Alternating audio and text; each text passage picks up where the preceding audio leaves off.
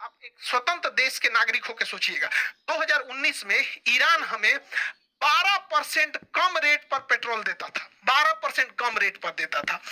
उस हिसाब से भारत में पेट्रोल 75 रुपया लीटर होता। अभी भी अगर हम लोग रूस और ईरान से तेल खरीदेंगे तो 75 से 80 रुपया लीटर से ज्यादा नहीं जाएगा।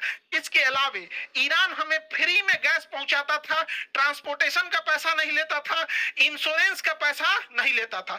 और सबसे बड़ी बात सुनिए ध्यान से, क्या होती है ईरान से दोस्ती, अब देखिए ध्यान से।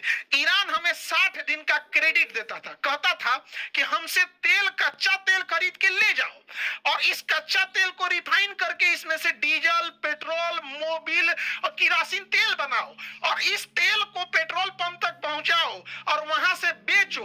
अब बेचने के बाद जब पैसा आएगा तब उस पैसा में से अपना मुनाफा रख के और हमको पैसा दे देना, यानी 60 दिन बाद पैसा देना। उसी को कहते हैं 60 दिन का ट्रेड क्रेडिट।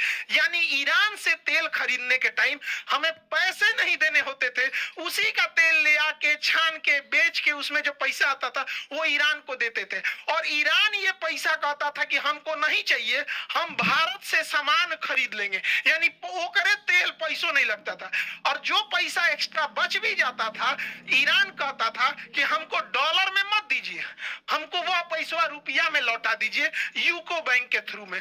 तो इससे भारत को फायदा होता था। देखिए, नोट छाप के गरीबी आप तभी दूर कर सकते हैं जब आपका नोट आपके देश के बाहर भी एक्सेप्ट किया जाए।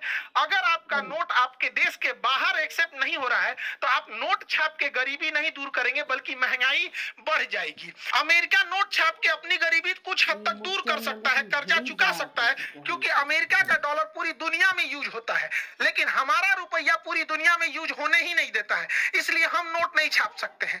तो इसीलिए अमेरिका कहता है कि जब तक डॉलर रहेगा अमेरिका कभी गरीब नहीं होगा।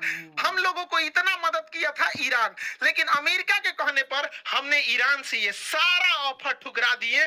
75 रुपया की जगह 105 रुपया पेट्रोल पहुंच गया। अमेरिका को कोने मुंह से लोग दोस्त कहते हैं, यह दोस्त है कि बॉस बनने की कोशिश करता है।